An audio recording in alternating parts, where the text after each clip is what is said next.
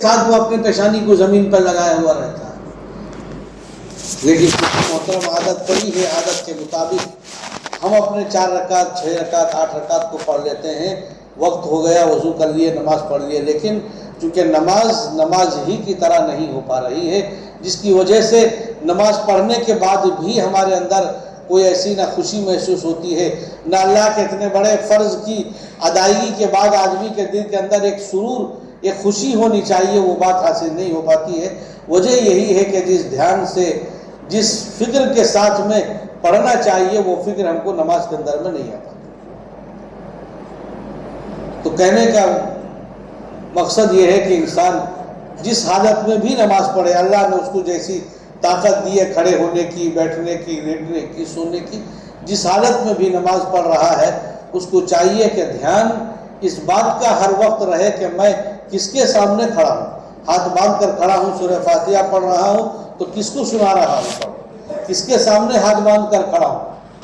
رکوع میں جا رہا ہوں، رکوع میں تسبیح پڑھ رہا ہوں، کس کی تسبیح بیان کر رہا ہوں، سجدے کے اندر جا رہا ہوں، سجدے میں سبحان ربی الاعلیٰ پڑھ رہا ہوں تو کس کی تسبیح، کس کی تعریف بیان کر رہا ہوں۔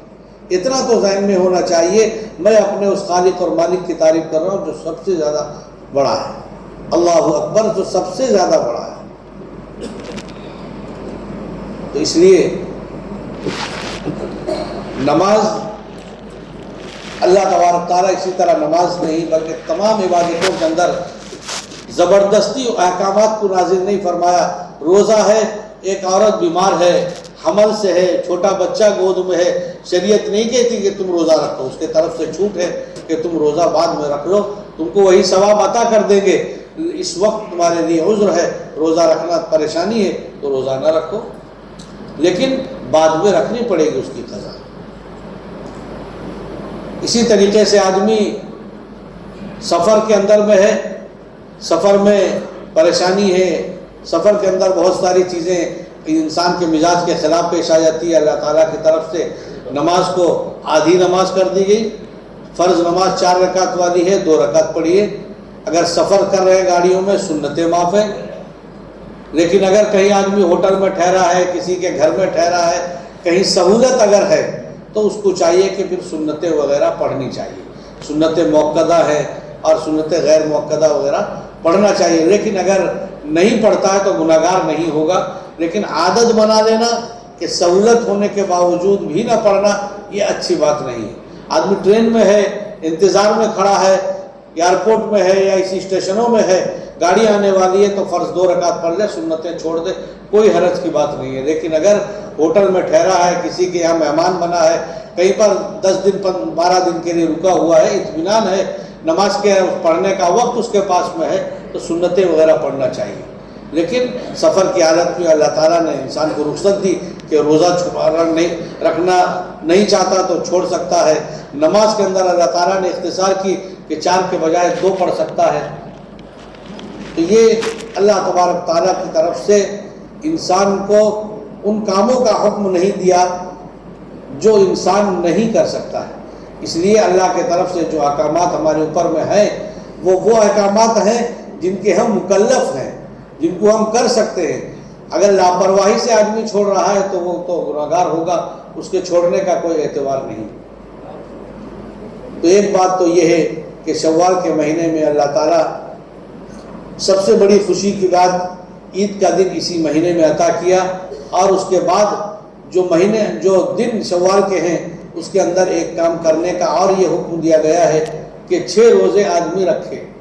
شوال کے مہینے میں 6 روزے رکھنے کا حکم دیا گیا ہے۔ یہ 6 روزے اگر کوئی آدمی رکھتا ہے تو پورے سال روزہ رکھنے والوں میں اس کا شمار ہوتا ہے، پورا سال روزہ رکھنے والوں میں اس کا شمار ہوتا ہے، لیکن یہ 6 روزے لگاتار رکھنا بھی ضروری نہیں ہے۔ پورے شوال کے مہینے میں 1 تاریخ سے لے کر 30 تاریخ تک، شوال عید کا چاند جب عید کی نماز پڑھی گئی وہاں سے لے کر 30 دن تک چاند کے مہینے کے اعتبار سے پورے مہینے کے اندر اس روزے کو رکھ سکتا ہے، 1 کر کے رکھ سکتا ہے، 2 کر کے رکھ سکتا ہے، پورے مہینے میں اگر 6 روزے اس نے رکھ لیے تو اس کی فضیلت کے اندر میں آتا ہے، مسلم شریف کی روایت ہے، حضرت امام ابو انصاری رضی اللہ تعالیٰ عنہ سے مروی ہے، اللہ کے نبی صلی اللہ علیہ وسلم نے فرمایا کہ اگر کوئی 6 روزے شوال کے مہینے میں رکھتا ہے تو پورے سال اس کو روزہ رکھنے کا ثواب عطا کیا جائے گا۔ تو یہ فضیلت والا روزہ ہے۔ آدمی رمضان ختم ہوتے ہوتے ہی اللہ تعالیٰ رمضان کے روزے کی فرضیت کو تو ختم کر دیا، لیکن روزے رکھنے کا حکم شوال کے مہینے میں بھی ہم کو دیا، تاکہ آسانی کے ساتھ پورے سال آدمی روزے کے فضیلت کو حاصل کر سکے۔ تو اس لیے، اور اس میں مسئلے کی بات یہ ہے کہ جن لوگوں کے روزے چھوٹ گئے ہیں کسی بیماری کی وجہ سے، یا کسی عورتوں کا ماہواری خون کی وجہ سے روزہ چھوٹا ہے، یا بچے کی وجہ سے چھوٹا ہے، یا کسی وجہ سے عورتوں کا روزہ اگر قضا ہو گیا ہے رمضان المبارک میں، تو ان کو چاہیے کہ پہلے رمضان کے روزے کی قضا رکھیں، پھر نفل روزوں کو رکھیں۔ یہ نفل روزہ ہے، اس کو رکھنے پر ثواب تو بہت زیادہ ہے، لیکن فرض کے مقابلے میں تو کم ہے۔ تو اس لیے اگر ان کا فرض روزہ چھوٹا ہوا ہے تو فرض روزے کی تکمیل پہلے کر لیں، اس کے بعد پھر ان روزوں کو رکھیں۔ فرض روزوں کو رکھتے ہوئے چھوڑ کر نفل روزوں کو رکھنا صحیح بات نہیں ہے، لیکن ان روزوں کو رکھنا چاہیے۔ جن کے روزے نہیں چھوٹے ان کو یہ 6 روزے رکھنا چاہیے، ترتیب سے رکھنا ضروری نہیں ہے، ایک کے بعد دیگر بھی رکھ سکتا ہے۔ اور شوال کا مہینہ، تیسری بات یہ ہے کہ اس مہینے کے اندر اللہ تبارک و تعالیٰ خود قرآن پاک کے اندر ایک موقع پر آپ نے فرمایا اللہ کے نبی سے کہ میرے بندے پوچھیں گے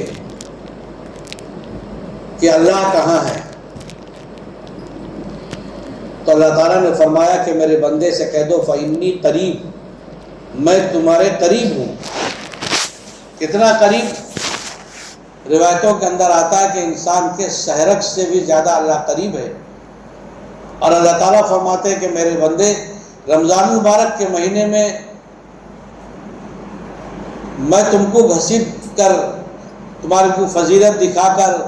اور تم کو زبردستی لالا کر عبادت کے اندر مشغول کیا، اور تم کو اپنے قریب کرنے کی کوشش کیا کہ میرا بندہ جو مجھ سے دور ہے مجھ سے قریب ہو جائے۔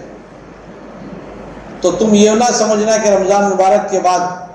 میں تم سے دور ہو گیا۔ اللہ تعالیٰ اپنے نبی سے کہتے ہیں کہ میرے بندے اگر سوال کرے میرے بارے میں تو کہہ دو کہ میں قریب ہوں تم سے، تم مجھ سے دور ہو گئے رمضان کی وجہ سے، رمضان کے چلے جانے کی وجہ سے، لہذا تم یہ نہ سمجھو کہ میں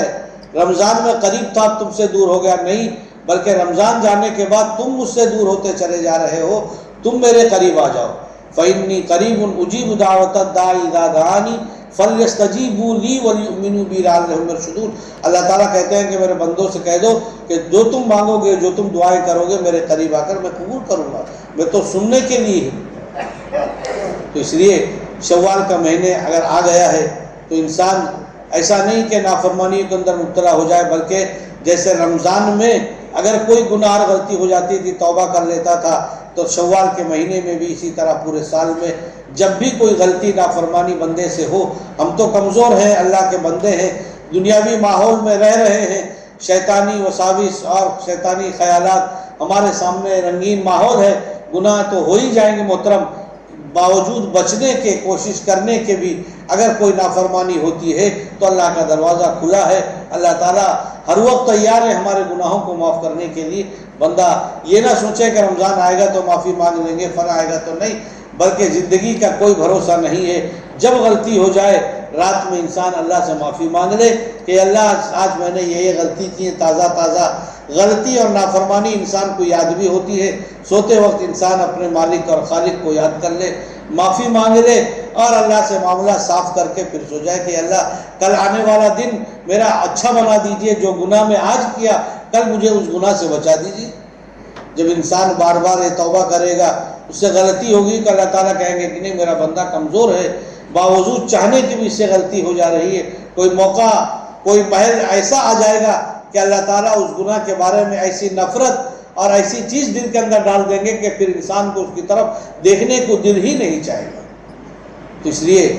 یہ نہ سوچیں کہ میں گناہ ہو گیا تو ہو جانے دو نہیں محترم. جیسے رمضان میں انسان کا دل تر و تازہ رہتا تھا، گناہوں سے مڑا ہوا نیکی کی طرف متوجہ رہتا تھا، آج بھی اگر ہم متوجہ رکھنا چاہیں تو متوجہ رہے گا، لیکن شرط یہ ہے کہ خود تھوڑی سی فکر کرنی پڑے گی کہ اپنے مالک اور خالق سے ہر وقت رابطہ. جیسے میں نے کہا نماز ہے، نماز میں 5 منٹ 10 منٹ انسان متوجہ رہے گا کہ میرا بڑا اللہ ہے، میں اسی کے سامنے جھک رہا ہوں، اسی کے سامنے سجدہ کر رہا ہوں، اسی کے سامنے رکوع کر رہا ہوں، تو محترم اس کا اثر دوسرے نماز تک اس کے دل کے اندر میں رہے گا، کیونکہ اللہ کو یاد کر کے پوری نماز کو اس نے پڑھا.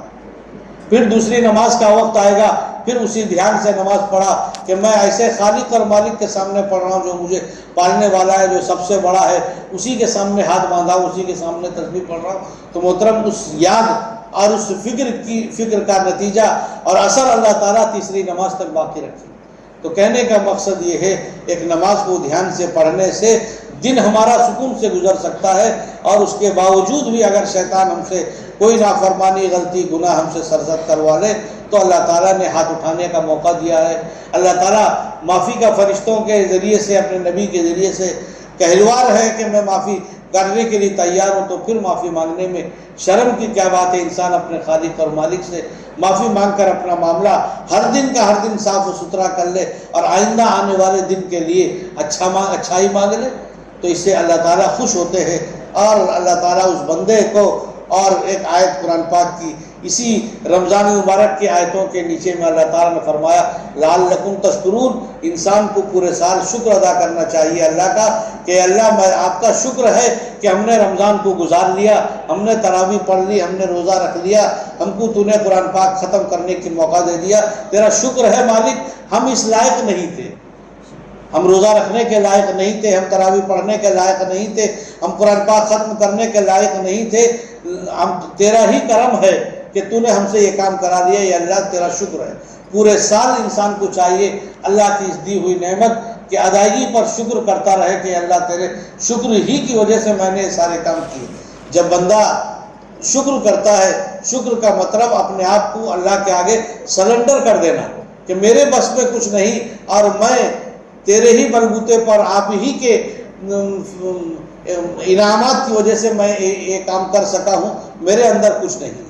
جب انسان شکر کرتا ہے، اپنے آپ کو اللہ کے سامنے سرنڈر کرتا ہے، تو دل کے اندر سے پھر تکبر ختم ہوتی ہے. بڑائی تکبر جو دل کے اندر ہے، میں روزہ رکھ لیا، میں پوری تراویح پڑھا، میں اتنا کیا، یہ میں کی بات کو اللہ تعالیٰ دل سے نکال دیتے ہیں. شکر کے نسبت سے جب اللہ تعالیٰ کا شکر کرے گا، سرنڈر ہوگا اللہ کے سامنے، تو پھر تکبر اور اس کے دل سے نکل جائے گی، اور ریاکاری، دکھلاوا اور خود کو اپنے آپ کے